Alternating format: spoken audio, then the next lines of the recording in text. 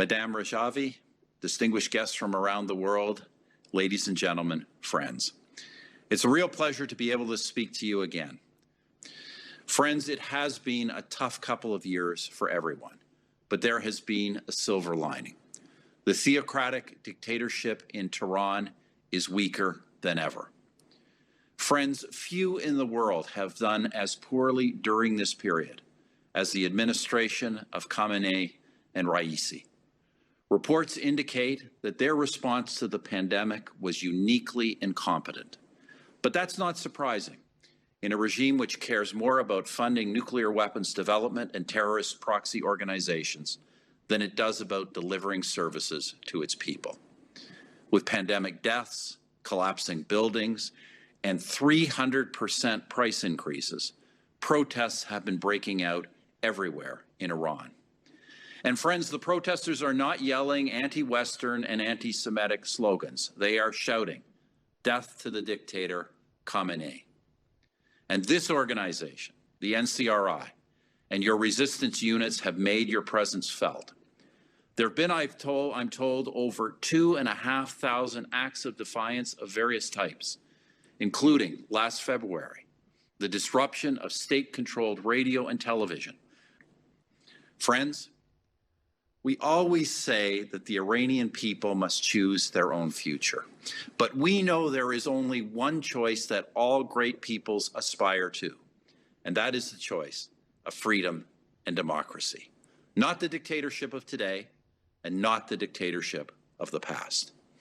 Friends, Madame Rajvi and you of the NCRI have made a clear commitment to a 10-point plan for a bright future for the Iranian people. Let's repeat those 10 points once again because we can never say them enough. Democracy, pluralism, the rule of law and justice. Human rights, peaceful coexistence and gender equality. And a market economy. The separation of religion and state. And a non-nuclear Iran. Friends, that 10-point plan, your 10-point plan, is the future. It's the future the world wants. It's the future Iranians need. But let's be clear about why Iranians and the world need that better future. For one, the regime continues its obsessive pursuit of nuclear weapons capability. Despite signing the JCPOA, Tehran has already accumulated an enriched uranium stockpile over 10 times the threshold allowed in the nuclear deal. It's now a mere 2 to 3 weeks from completing enrichment to weapons-grade uranium. Friends, what kind of delusional weakness possesses some of our Western leaders that they want to recommit to such a weak nuclear deal with these fanatics? But the malevolent nature of the regime does not stop at nuclear weapons. For decades now, the mullahs have been exporting death and destruction through their support of terrorist proxies across the Middle East. And as we remember well, in 2018, the Iranian regime planned to bomb our meeting in Paris. Now, as we know, the Belgian government has agreed to a treaty to release that terrorist.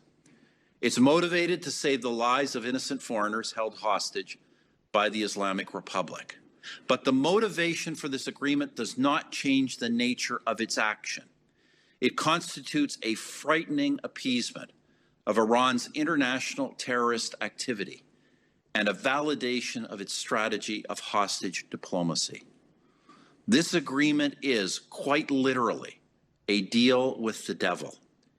And we add our voices to all those everywhere in the world calling on the Belgian government to end this agreement. Friends, in the past, those who wanted to accommodate the hateful, extremist, and brutal regime in Tehran would claim to be seeking agreements with the regime's so-called moderates. But now, between Supreme Leader Khamenei and President Ra'isi, all pretense of the phantom moderate faction has been dropped. Just as the regime reflexively holds foreigners hostage, so it just as easily fires live ammunition on its own citizens protesting living conditions. So let's stop making agreements with these characters. Stop the negotiations, stop the accommodation, stop the appeasement.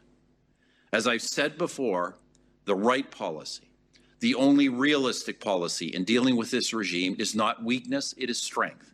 It is not to soften sanctions, it is to toughen them. It is not to accept human rights violations, it is to condemn them. It is not to excuse its institutions, it is to list them as agents of terror. And it is not to develop relations with this vile regime, it is to do what my government did in Canada, close down the regime's embassies around the world. The right policy is to stand with the NCRI and to stand with the Iranian people.